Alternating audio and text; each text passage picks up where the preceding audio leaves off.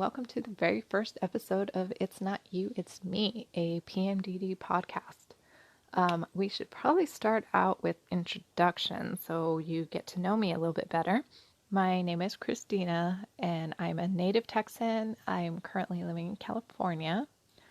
I am about to be 37 years old in a couple weeks, which is kind of freaking me out a little bit the closer I get to the 40, but that's whatever. That's a different discussion.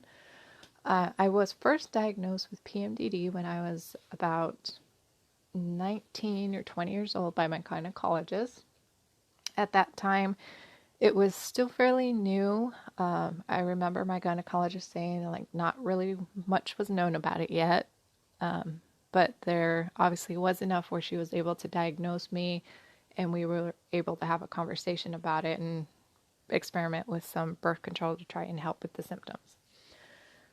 It's only recently, though, that I started becoming more proactive in doing research about this as far as which treatments help, what supplements are beneficial, why is this happening, what's causing it, and it's all been very interesting. I've never really thought to do all the research before, but it's provided some insight and has actually helped me in identifying and being more conscious of my symptoms and ways to treat them. Now, if you're listening to this and you have PMDD, I'm sure you're familiar with the symptoms that accompany the diagnosis. But if you do not have PMDD and you're listening to this for information, maybe you know someone who's afflicted by it and you want to help them, you want to get a better understanding, I figured the best place would be to start with all the kind of logistics. Let's cover the facts, some figures about it, and we'll go from there. So these symptoms that I'm about to review are kind of summarized from the DSM as far as the criteria that needs to be there for a woman to be diagnosed with PMDD, which, if you're listening to this for information, you don't know what PMDD is, it does stand for premenstrual dysphoric disorder. At least 5 of these symptoms need to be present to be diagnosed, and these symptoms must occur during the week before menses, in other words, before a woman starts her period. So if you're listening to this and you've been diagnosed with PMDD, you already are familiar with these. For those that don't know, this is a lot of the things that those that have been diagnosed with PMDD experience. And at least one of these top 4 must be present. So in the top 4, these symptoms are depressed mood or hopelessness, anxiety or tension, affective lability, irritability or anger. Then there's also decreased interest in usual activities, concentration difficulties, marked lack of energy, marked change in appetite, overeating or food cravings, hypersomnia or insomnia, feeling overwhelmed or out of control, other physical symptoms such as breast tenderness or bloating. Now, it also continues to say that these symptoms must interfere with work, school, or usual social activities or relationships, and the symptoms are not merely an exacerbation of another disorder. And to clarify, affective lability is pretty much saying mood instability. It's talking about emotions and moods. So my goal with this podcast is to help and educate people that don't know about PMDD. Maybe they know someone that has it and they just want to get more information, want to better understand it.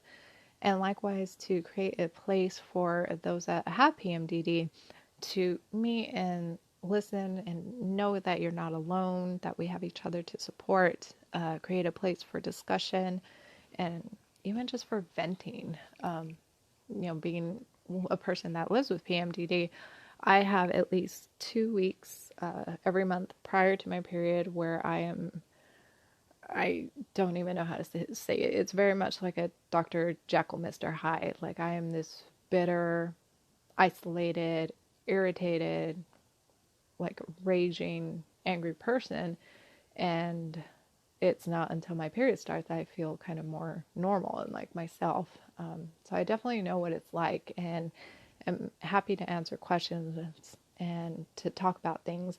I am by no means an expert. I don't have any sort of medical degree. This is coming all just from my own knowledge and curiosity about, to better understand what it is, what PMDD is, and ways to better management. I can share that when I first learned that it was included in the DSM, like that kind of struck a little hard, kind of thinking like, wow, I have a mental disorder. But I try not to let it affect me. I try my best to not let my symptoms get the best of me, because no one deserves to be the, unintended target of PMDD symptoms. I don't mean to be mean. I don't mean to be rude and pissy. It's just what comes out, and I feel like I can't control it. So I know that there are others that feel this way, and there doesn't seem to be a whole lot of places to get support and information. There are some websites. I do want to mention one is iapmd.org. This is formerly the Gia Alamond Organization Foundation. And there's also the Warrior, the official blog of Me versus PMDD. And you can find that at blog.mevpmdd.com. And they welcome contributions to this. I've written a couple pieces for it. I plan to do more. I like to do the research on the studies, read the summaries, and write them in more understandable terms than all this scientific jargon as to what they were, what they meant, and what they achieved. So if you have any questions, any thoughts, feedback, opinions, I'm happy to hear them. I welcome them, and hopefully this can become a regular thing. As we move forward, we'll definitely talk more about symptoms, research, possible treatments, ways of support, maybe ways of people that live with sufferers of PMDD, how they can help their partners, their girlfriends, their friends, whoever that person may be. So I look forward to chatting with you all, and thanks for listening. Bye. While I make every effort to report accurate information, facts in science and medicine are ever changing. I am simply presenting my own summaries and thoughts as a non-professional. By listening to this podcast, you agreed not to use the information presented as medical advice to treat any medical condition in yourself or others. Please consult your own physician for any medical issues. The podcast you just heard was made using Anchor. Ever thought about making your own podcast? Anchor makes it really easy for anyone to get started. It's a one-stop shop for recording, hosting, and distributing podcasts. Best of all, it's 100% free. Sign up now at anchor.fm/new. That's anchor.fm/new to get started.